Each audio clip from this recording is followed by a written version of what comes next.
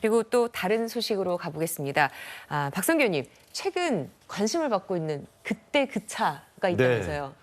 뭐 백투더퓨처에 나온 차하고 똑같아요. 네. 저 차인데 백투더퓨처 보신 분들 알지만 예. 저기 이제 컨셉카인 포니 쿠페잖아요. 네. 근데 저 차를 디자인한 사람이 1981년 영화 백투더퓨처의 그 유명한 미래로 가는 자동차 네. 드로이안을 설계할 때 참여했어요. 저 차입니다. 네네. 진짜 닮았네요. 닮았잖아요. 예.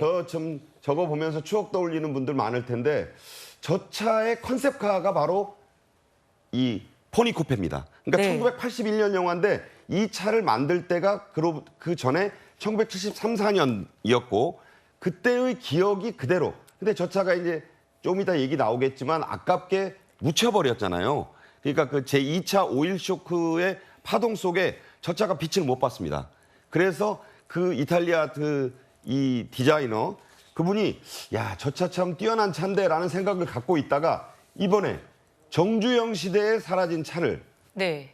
그 손자인 정의선 회장 때 와서 살려냈고 그 디자이너는 그 영화의 컨셉카를 복원해내는 그런 의미가 있어서 예. 지금 봐도요.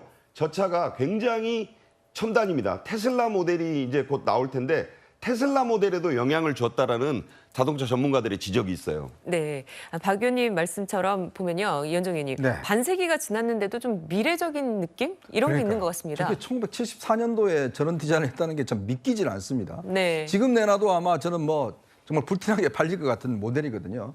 저는 특히 정의선 회장이 저 차 앞에 서면서 얼마나 감회가 있었을까라는 생각이 들어요. 할아버지인 정말 정주영 명예회장이 처음에 포니 자동차를 만들면서 우리가 원래 차를 만들면 컨셉카를 만듭니다. 네. 컨셉카를 만들어서 이제 이 대중적 모델로 이제 바꾸거든요. 근데 저 컨셉카를 보면 지금 봐도 굉장히 세련돼 있고 미래지향적인 모델이잖아요. 그 포니가 그동안 얼마나 히트를 많이 쳤습니까? 네, 그러니까 그렇죠. 그거를 지금 본인의 손자가 이제 저걸 살려냈다라는 거. 지금 왜냐하면 저 설계도나 이게 다 없어졌대요. 뭐 홍수 나고 뭐 해서 다 없어진 것들을 네. 그때 있던 분들이 기억을 되살려서 다시 만들었다는 거거든요. 그러니까 그런 것이 이제 한국 자동차의 출발점.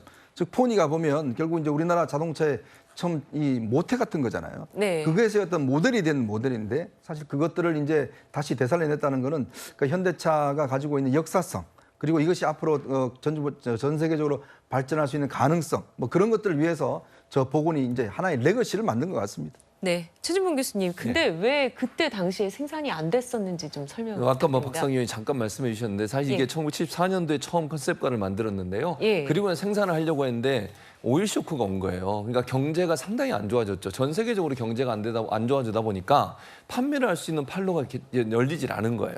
그래서 사실은 그 당시에 비운의 모델이 될 수밖에 없었던 이유는 경기가 침체되면서 판로가 확장이 안 됐고 그러다 보니까 결국 접을 수밖에 없는 상황이었죠. 그게 좀 안타까워요. 그 당시에 네. 정말 저게 판매가 됐더라면 인기를 누렸을 가능성이 있는데 그리고 그 뒤에 저게 이제 사실은 그 뒤에 또 그러면 시간이 지나고 나서 오일 쇼크 지나고 나서 왜 못했냐?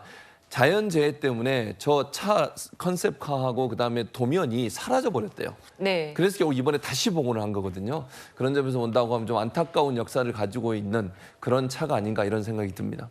네. 이번 주 관심을 끌었던 다양한 이슈까지 짚어봤습니다. 저희는 60초 뒤에 다시 오겠습니다.